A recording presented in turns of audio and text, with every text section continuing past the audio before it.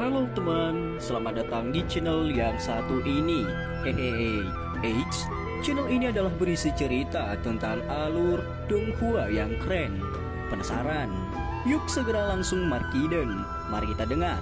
Tapi sebelum itu, jangan lupa like dan subscribe-nya ya. Beetlejuice to Heaven.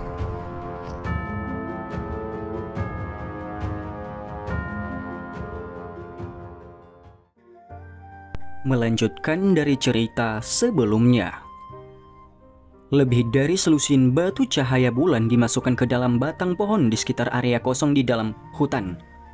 Cahaya yang mereka pancarkan menyebabkan area ini tampak cukup terang. Kabut tebal juga telah tersebar oleh pertempuran besar yang terjadi sebelumnya. Oleh karena itu tempat ini menjadi lebih terlihat. Ada 5 sosok di tanah kosong, 4 laki-laki dan 1 perempuan. Kekuatan mereka semua cukup hebat. Jelas, mereka bukanlah orang lemah. Terlebih lagi, aura semacam ini bukanlah sesuatu yang bisa dipancarkan oleh orang biasa. Kelima aura itu sama kuatnya. Salah satu dari 4 pria itu mengenakan pakaian kuning tua. Selain itu ada bekas luka pisau di wajahnya. Dia saat ini sedang duduk di dahan pohon, bersandar di batang pohon. Tatapannya dengan malas melihat tempat di bawah saat dia dengan lemah berkata, "Cepat!" 3 pria lainnya di tanah buru-buru menganggukkan kepala setelah mendengar orang ini berbicara. Ketiganya mengenakan jubah berwarna kuning dan mengenakan lencana serupa di dada mereka. Sepertinya mereka berasal dari faksi yang sama. "Serahkan rubah putih itu. Kami tidak akan melakukan sesuatu seperti membunuh seorang wanita," ucap salah seorang dari 3 pria itu. Wanita itu memegang pedang panjang di tangannya. Pakaian hijau pucatnya membungkus sosok indahnya sampai ditampilkan dengan jelas. Sosoknya yang sangat besar sangat menarik dan rambut hitamnya yang secara acak diikat oleh kain berwarna hijau menjulur ke bawah. Penampilan muda dan cantiknya sudah tidak asing lagi. Sangat mengejutkan itu adalah Nalan Yanran yang telah menemani Yun Yun meninggalkan kekaisaran Jiama saat itu. Beberapa tahun telah berlalu, Nalan Yanran saat ini tidak lagi memiliki kelembutan yang dia miliki saat itu. Ketika dia pindah, dia akan memancarkan daya tarik dewasa yang memikat. Wanita muda yang dimanjakan saat itu benar-benar menjadi kecantikan hebat yang bisa membawa kehancuran ke kota dan kerajaan. Ada rubah putih kecil yang cantik di bahu Nalan Yanran. Rubah putih ini memiliki bulu seputih salju yang sangat halus. Sekilas, seseorang akan merasa terlalu menyukainya untuk meletakkannya. Itu memiliki dampak mematikan bagi seorang wanita. Pada saat ini sepasang mata cerdas milik rubah putih itu sedang berkeliaran. Tampaknya niat membunuh yang merembes keluar dari tubuh orang yang ada di seberang pohon telah menyebabkan bulu seputih saljunya menunjukkan tanda-tanda gemetar. Nalan Yanran sepertinya merasakan ketakutan pada rubah putih kecil itu. Dia dengan lembut mengusap kepalanya sebelum perlahan mengangkat kepalanya. Mata cantiknya dengan dingin menatap ketiga orang di seberangnya. Dia mengencangkan cengkramannya pada pedang panjang saat aura pedang tajam perlahan melonjak keluar. "Bermimpilah," ucap Nalan Yanran. "Hahaha, sungguh kecantikan yang keras kepala. Namun Anda sedikit terlalu keras kepala. Dengan kekuatan Do Huang bintang 5 Anda bisa melupakan melarikan diri dari tangan kami bertiga. Serahkan rubah putih dengan patuh. Kalau tidak, saya tidak akan keberatan menikmati keindahan tubuh seperti itu." Seorang pria berpakaian kuning menatap Nalan Yanran dengan tatapan membakar. Dia tanpa sadar menjilat bibirnya dan matanya berisi tatapan cabul. Wajah cantik Nalan Yanran juga menjadi lebih dingin setelah mendengar kata-kata tercela dari orang ini.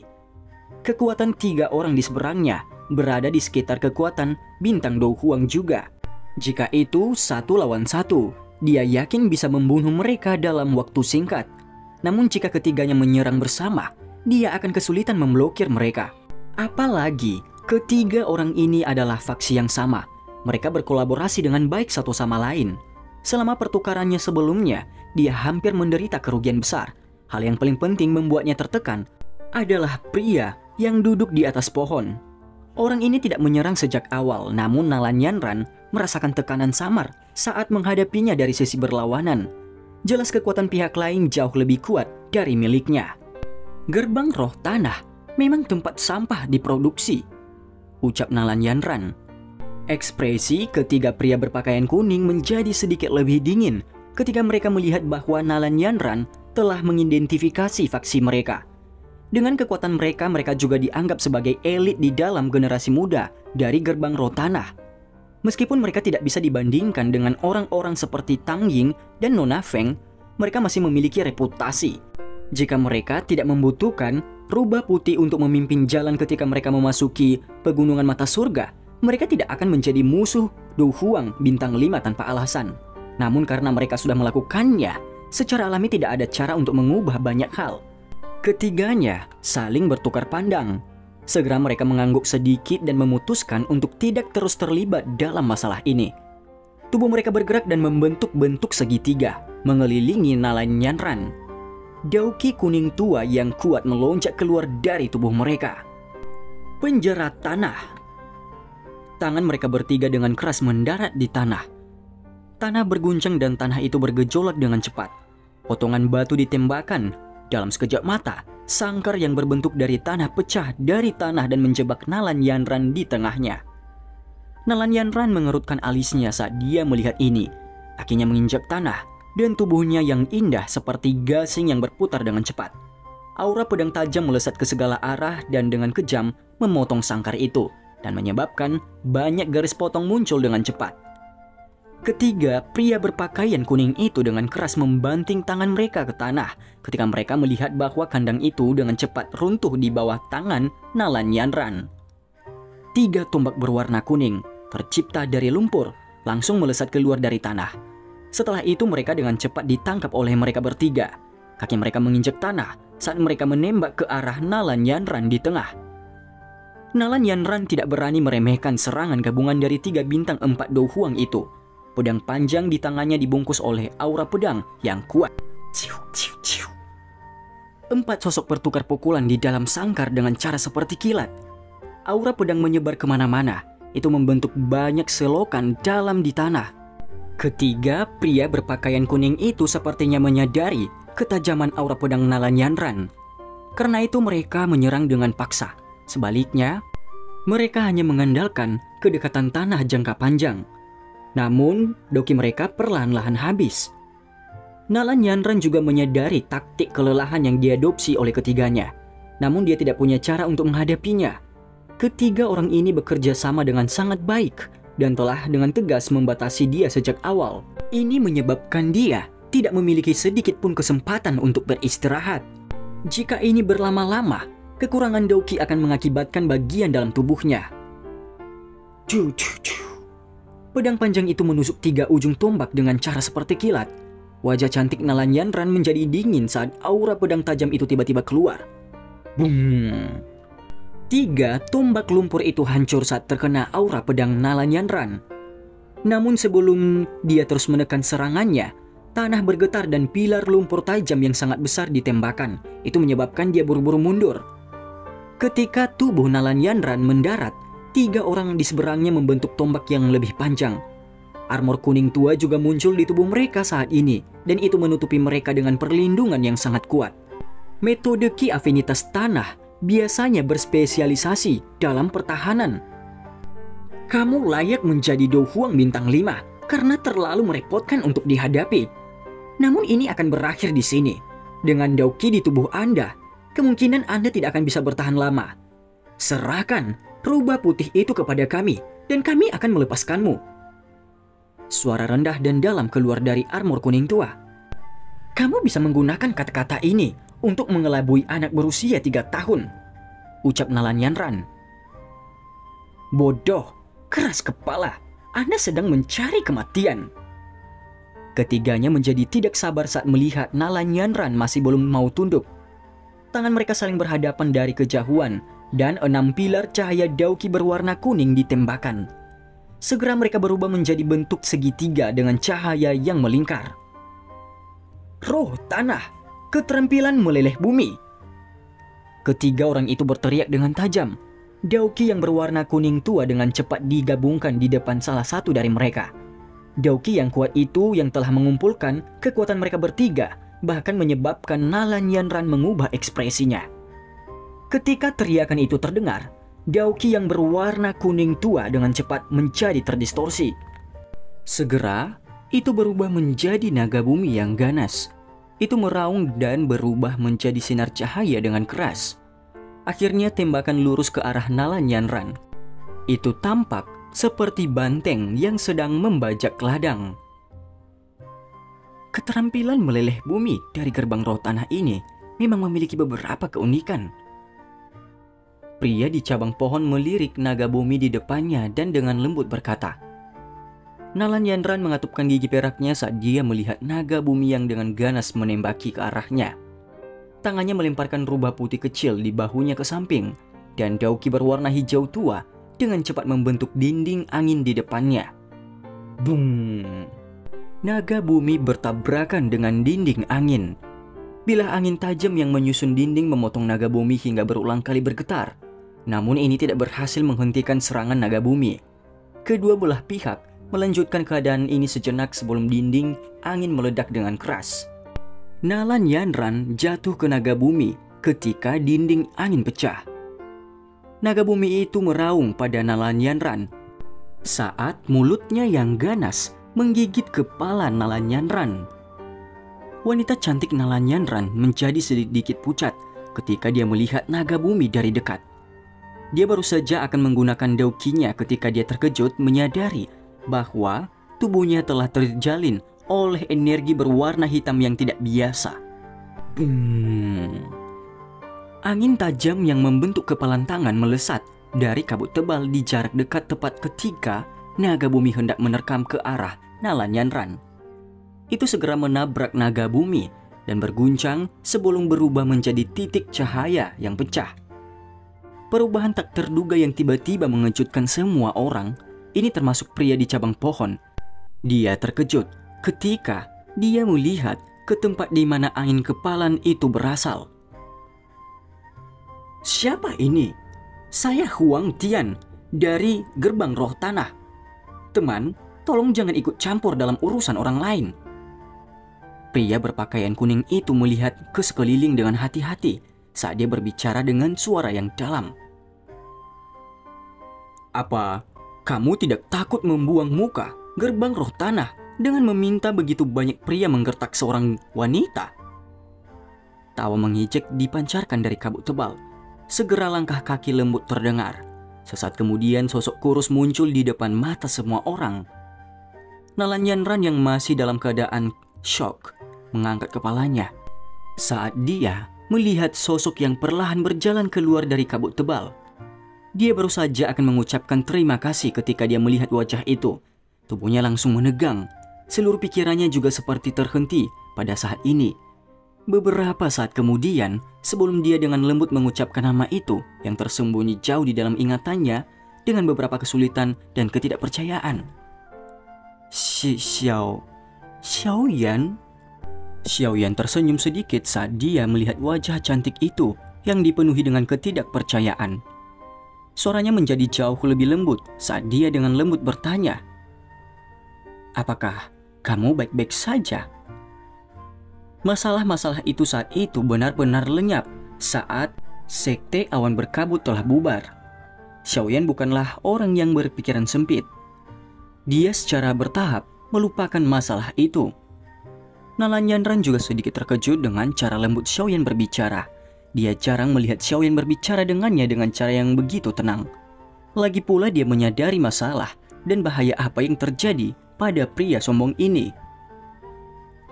"Saya baik-baik saja, terima kasih." Mata cantik Nalan Yanran berkedip sedikit saat dia menggelengkan kepalanya dan dengan lembut menjawab, "Sepertinya teman ini benar-benar ingin bertingkah seperti pahlawan yang menyelamatkan kecantikan."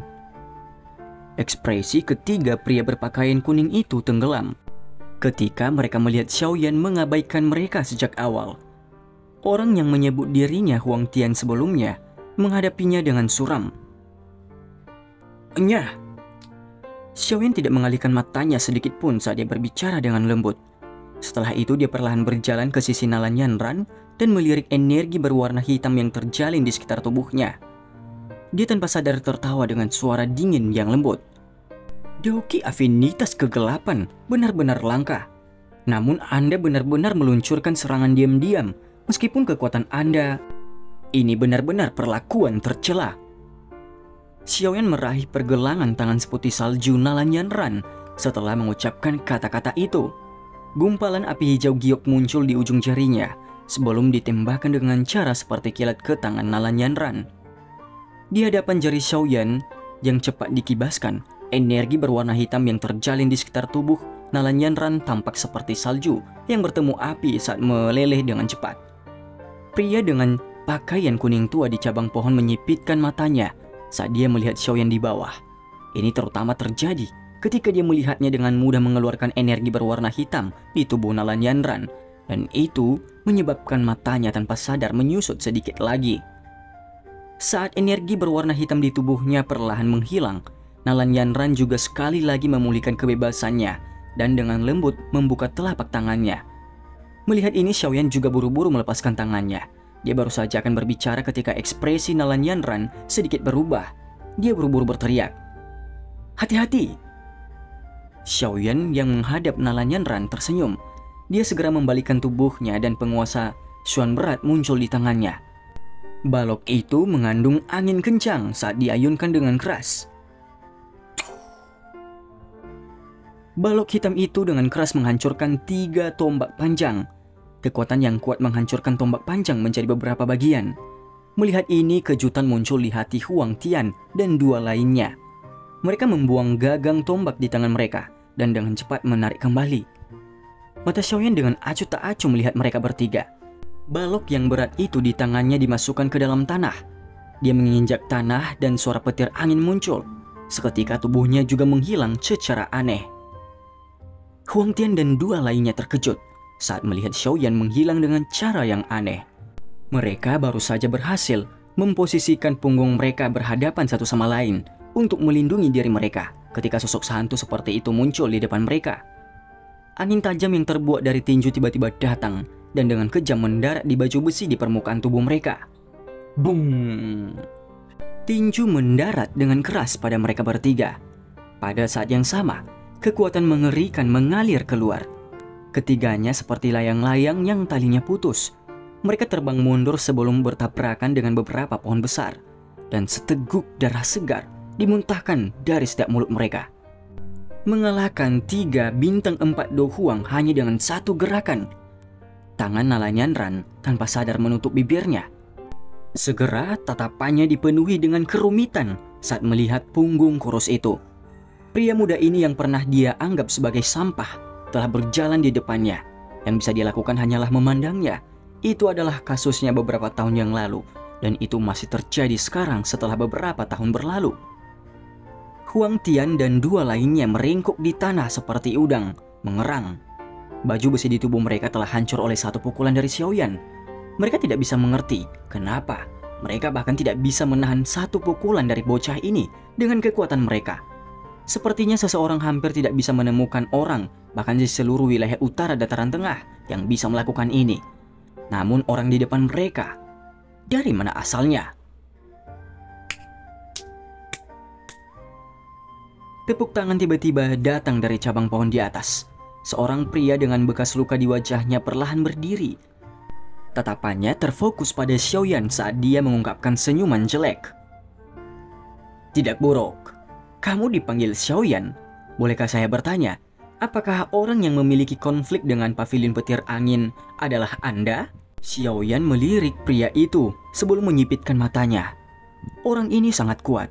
Ada perbedaan besar dalam kekuatan antara dia dan ketiga sebelumnya. "Xiaoyan, hati-hati, dia sangat kuat." Tangan Nalanyanran dengan lembut memberi isyarat ke kabut tebal, dan sosok putih melintas dan muncul. Setelah itu ia menerkam kepelukannya, berubah menjadi rubah putih yang lucu. Dia berbicara dengan suara khawatir sambil memeluk rubah putih itu.